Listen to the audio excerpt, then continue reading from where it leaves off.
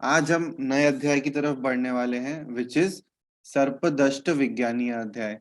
ये अध्याय MCQ point of view बहुत इंपॉर्टेंट है बिकॉज यहाँ पर बहुत सारे टर्म्स या नंबर्स, संख्या, ये सब चीजें आने वाली है। तो इसे हमें अच्छे से ध्यान से पढ़ना है। So let us begin with our new अध्याय। अब आपके सामने टेबल देखिए। टेबल में क्या दिखा रहा है? चरक और वाग्वट में सर्प के कितने भेद बताए गए हैं? 3 बताए गए हैं। सुश्रुत में 5 बताए गए हैं और उनकी जातियां कितनी बताई गई है? 80। ठीक है। अब सबसे पहले हम चरक और वाग्वट के देखते हैं। तो चरक और वाग्वट में सर्प के 3 प्रकार है। ये हेडिंग जो है दिस इज सर्प प्रकार। यहाँ पे सर्प प्रकार बताए गए हैं। तो चरक और वाग्वट में 3 बताए गए हैं। कौन से? दर्वीकर, मंडली, राजीमान। इसको डीएमआर करके हम याद करते हैं। ठीक है। उसके बाद सुश्रुत में देखिए कितने प्रकार हैं? दर्वीकर, मंडली, राजीमान, निर्विश, वैकरंज, वैकरंज उद्भव। अब इसको मैं स्पेसिफिकली सर्कल कर देता हूं। क्यों? क्योंकि मैंने यहाँ तो आपको बताया है कि चरक सुश्रुत में सर्प प्रकार कितने हैं? 5। बट आप देख रहे हो कि यहाँ तो 6 दिखा रहा है।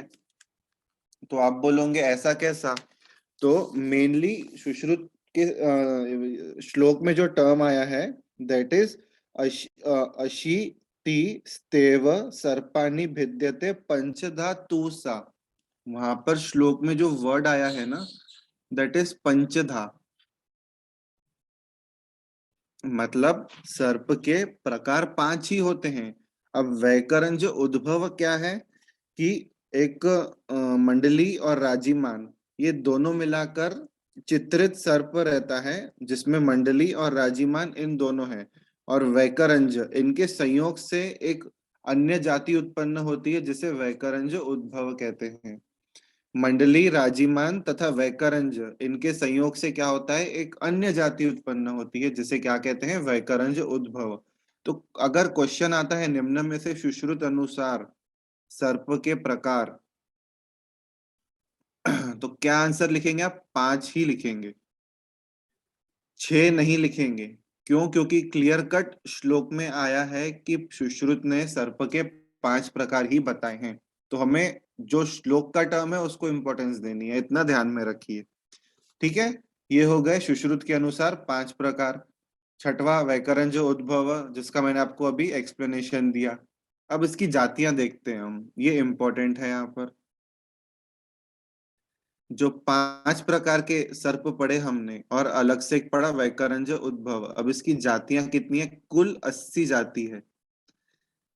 टोटल जाति कितनी है? 80। और इसका श्लोक में भी टर्म आया है अशीतीव। श्लोक में भी टर्म आया है अशीतीव। अब एक एक करके हम पढ़ेंगे इसका डिस्ट्रीब्यूशन कैसा है। ठीक है। सबसे पहले देखिए क्या है दर्वीकर। दर्वीकर में कितनी बताई है? 26। मैं पहले एक बार आपको संख्या सब बता देता हूँ, फिर याद करने की टेक्निक्स बताता हूँ मैं आपको। इसके बाद मंडली में क्या है? 22, राजीमान 10, निर्विश 12, वैकरंज 3 और वैकरंज उद्भव कितने हैं? 7। ठीक है। तो अब दर्वीकर 26 है। अभी अपना हम क्या यूज करेंगे? अपना यहाँ पर TNM मेथड या फिर TNM क्लासिफिकेशन। चलो, अब 1 के लिए क्या है? T और D, 2 के लिए N, 3 M, 4 के लिए क्या है? R, 5 के लिए 5 के लिए है L, 6 के लिए क्या है? J या फिर CH। ठीक है। चलो, अब सबसे पहले यहाँ पे क्या है? 2 और 6 26। तो 2 के लिए हम N लिखेंगे और 6 के लिए क्या है? J या फिर CH। ठीक है। तो इसको हम CH लिख देंगे यहाँ पर। और यहाँ पे सपोज बीच में ए ऐड कर दिया तो ये नाच बन जाएगा। ठीक है। दर्वीकर सर्प क्या करते हैं? नाचते हैं या डांस करते हैं। तो दर्वीकर से आप नाच याद रख सकते हो। ये हो गया इसका पहला। कोड ध्यान में रखो, मैंने कैसे बताया 26 का। 2 के लिए N, 6 के लिए CH। अब मंडली देखो नेक्स्ट, मंडली में क्या है 22, मतलब 2 बार N लिखेंगे हम, 2 N, इस बीच में A ऐड कर दो, नाना। तो मंडली क्या होती है, नाना प्रकार की होती है, नाना मतलब अलग अलग प्रकार की होती है, मंडली नाना, मतलब कितनी 22। अब राजीमान देखो, राजीमान के लिए अपना क्या बनेगा, 1 के लिए हम डी ले लेते हैं यहाँ पर, यहाँ बता देता हूँ मैं आपको, 10 है ना, तो 1 के लिए हम डी ले लेते हैं, और 0 अपना क्या है, 0 का है S और Z, ठीक है। तो S ले लेते हैं हम यहाँ पर 0 के लिए, ये D और S बन गया, अब इसको दास कर देते हैं हम, राजीमान दास। तो राजा के दास होते हैं, पता है आपको, राजा के क्या रहते हैं, अब जो सभा रहती है, जो राजा का पूरी प्रजा रहती है, तो उसमें राजा के दास रहते हैं। तो यहाँ पर भी आप याद रखो, राजीमान का राजा उठाओ और उसको दास से कनेक्ट करो, मतलब कितना हो गया ये, 10 हो गया, ठीक है। इसके बाद निर्विश, अब निर्विश में 12 आया है, अब 12 को कैसे हम स्प्लिट करेंगे, यहाँ पे 1 के लिए डी ले लेते हैं, फिर से 2 के लिए एन, और ये क्या हो गया, डॉन।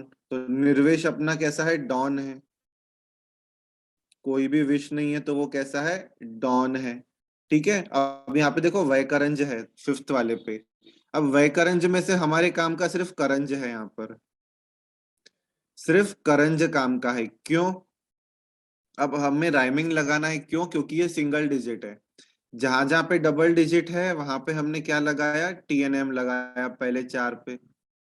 अब हमें क्या लगाना है, यहाँ पे राइमिंग लगाना है, तो 1 सन, 2 शू, और 3 का ट्री। तो ट्री किसकी ट्री, करंज की ट्री। मैंने आपको बोला है सिर्फ हमारे काम का क्या है, करंज, तो करंज का क्या है, ट्री है, मतलब कितना है वो, ट्री को करेंगे तो 3 बन जाएगा वो।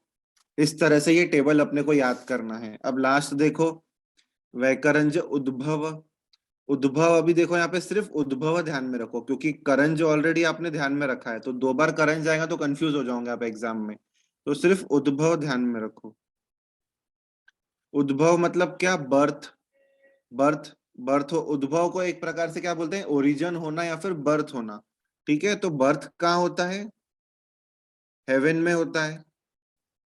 हेवन क्यों बोला मैंने यहाँ पर, क्योंकि 7 है, 1 sun, 2 shoe, 3 tree, 4 door, 5 wife, 6 wicks, 7 heaven. तो 7 में क्या है, हेवन है, और उद्भव कहाँ बताया है, हेवन में, ठीक है। इस तरह से ध्यान में रखना है। मैं फिर से एक बार ये टेबल रिपीट कर रहा हूँ, सर्प प्रकार, चरक और वाग्भट ने कितने बताए हैं, 3 बताए हैं, कौन से, अपना कोड है DMR, दर्विकर, मंडली और राजीमान। सुश्रुत में पंचधा श्लोक आया है, श्लोक में पंचधा वर्ड आया है, कौन कौन से हैं वो, दर्विकर, मंडली, राजीमान, निर्विश, वैकरंज। और एक छठा आया है जो किस किस संयोग से बना है, जो राजीमान और मंडली तथा वैकरंज इनके संयोग से बना है, जो कौन सा है, वैकरंज उद्भव, ठीक है। अब इसकी जाति कितनी है, 80 है। अब 80 का डिस्ट्रीब्यूशन कैसा है, दर्विकर 26, मतलब हमारा कोड है नाच, मंडली 22, मतलब नाना प्रकार के मंडल, राजीमान मतलब राजा में, राजा के इसमें कौन है, दास, मतलब 10, निर्विश कौन है, निर्विश डॉन है, मतलब 12, वैकरंज में क्या है, करंज, करंज का क्या होता है, ट्री होता है, ट्री मतलब क्या, 3, और वैकरंज उद्भव, उद्भव मतलब कहाँ होता है, उद्भव ओरिजिन कहाँ होता है, हेवन में, ठीक है। ये ध्यान में रखना है अपने को।